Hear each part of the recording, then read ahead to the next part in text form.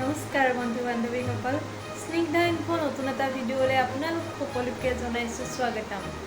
আজি বনাবলৈ গৈ আছোঁ মিছা মাছৰ এটা সোৱাদ লগা ৰেচিপি। তাৰ বাবে 6টা ডাঙৰ ডাঙৰ পিঁয়াজ এইদৰে গোল গোলকৈ কাটি ল'লোঁ আৰু নহৰু আদা এয়া শুকান জলকীয়া কুটি লৈছোঁ আৰু এয়া তেজপাত। মাছখিনি নিমখ হালধি দি ভালদৰে সানি ল'লোঁ। এতিয়া তেল দিম কেৰাহীত। এয়া তেল গৰম হোৱাৰ লগে লগে মাছখিনি দি দিম। মাছখিনি 10 মিনিটমান ভাজিব লাগিব। অন্য চব্জি নিদিয়াকৈ অকল পিঁয়াজেৰে আজি মোৰ ৰেচিপিটো বনাম। ভিডিঅ'টো ভাল লাগিলে লাইক, কমেণ্ট, শ্বেয়াৰ আৰু নতুনকৈ অহাসকলে ছাবস্ক্ৰাইব কৰি দিব।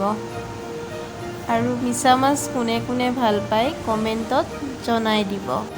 হাই টু মিডিয়ামত মাছখিনি 10 মিনিটমান ভাজিব লাগিব।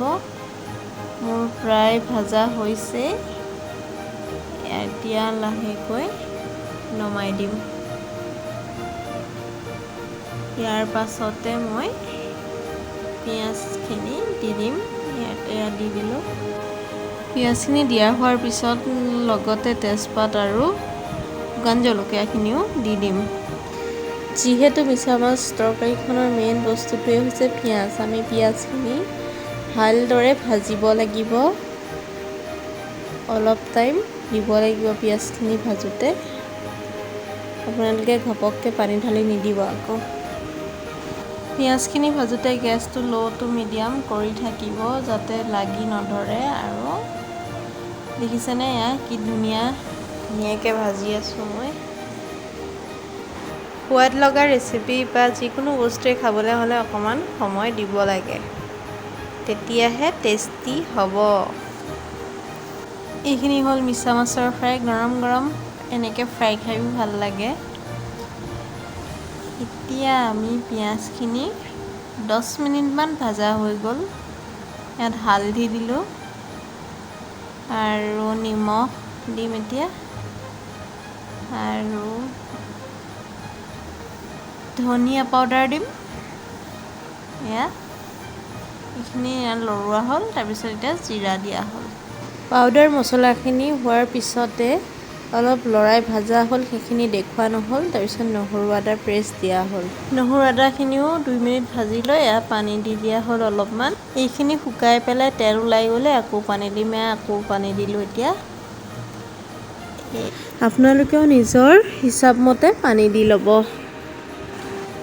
মই এতিয়া জোখমতে পানী আৰু অলপ দি ল'ম। দি লৈ এতিয়া তৰকাৰীখন উতলিবলৈ দিম। এয়া তৰকাৰী উতলিছে। উতলাৰ লগে লগে আমি মিছা মাছখিনি তৰকাৰীত দি দিম আৰু 5-6 মিনিটমান তৰকাৰীখন উতলিবলৈ দিম। তৰকাৰীখন যিমান উতলাব সোৱাদ সিমানেই বাঢ়িব। এতিয়া মই ইয়াত এটা বস্তু এড কৰিম, সেইটো হ'ল আধা চামুচ চুজি। তাতে অলপমান পানী মিলাই মই এইখিনি তৰকাৰীত দি দিম অলপমান গ্ৰেভি হ'বৰ কাৰণে। এয়া দি দিলোঁ আৰু চবতকৈ শেষত এটা বস্তু দিম, সেয়া হ'ল গৰম মছলা। এয়া দি দিলোঁ গৰম মছলা। এয়া মোৰ তৰকাৰী প্ৰায় হৈছে। এয়া গেছ অফ কৰি দিলোঁ। এয়া হৈ গ'ল।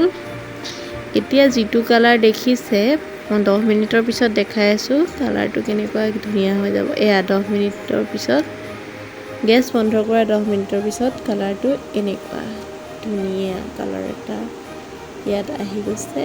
এতিয়া আমি গৰম গৰম ভাতৰ লগত খাম। আজি মোৰ এই ৰেচিপিটো আপোনালোকৰ যদি ভাল লাগিল তেনেহ'লে লাইক, কমেণ্ট, শ্বেয়াৰ, ছাবস্ক্ৰাইব কৰি দিয়ক। আজিলৈ বাই।